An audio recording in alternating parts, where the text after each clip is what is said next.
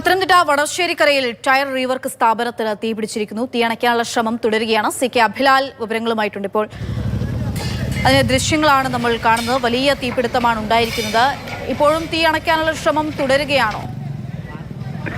ശബരിമല പാതയിൽ പത്തനംതിട്ടയിൽ നിന്നും 10 കിലോമീറ്റർ മാറി വടശ്ശേരിക്കരയിൽ വൈകുന്നേരം 7 മണിയോടുകൂടിയാണ് അപകടമുണ്ടാകുന്നത്.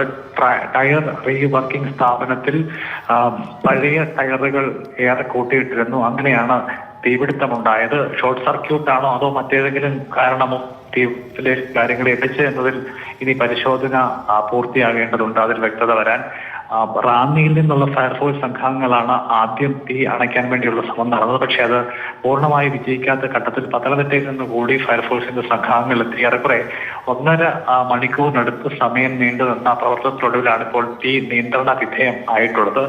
ഈ സ്ഥാപനത്തിനുള്ളിലുണ്ടായിരുന്ന പഴയതും ഏറെക്കുറെ പുതിയതുമായിട്ടുള്ള ടയറുകളൊക്കെ തന്നെ കത്തി അമർന്നു. അതുതന്നെയാണ് തീ നിയന്ത്രണ വിധേയമാക്കാൻ താമസം നേരിട്ടത്. ആളപായം ഏതുമില്ല. സമീപത്തെ വ്യാപാര സ്ഥാപനങ്ങളിലേക്കടക്കം തീ പടരാതിരിക്കാൻ വേണ്ടിയുള്ള ജാഗ്രത ഫയർഫോഴ്സ് സംഘങ്ങളുടെ ഭാഗത്തുനിന്നുണ്ടായിരുന്നു. തൊട്ടടുത്ത് ഇന്ധന പമ്പും പ്രവർത്തിക്കുന്നുണ്ടായിരുന്നു.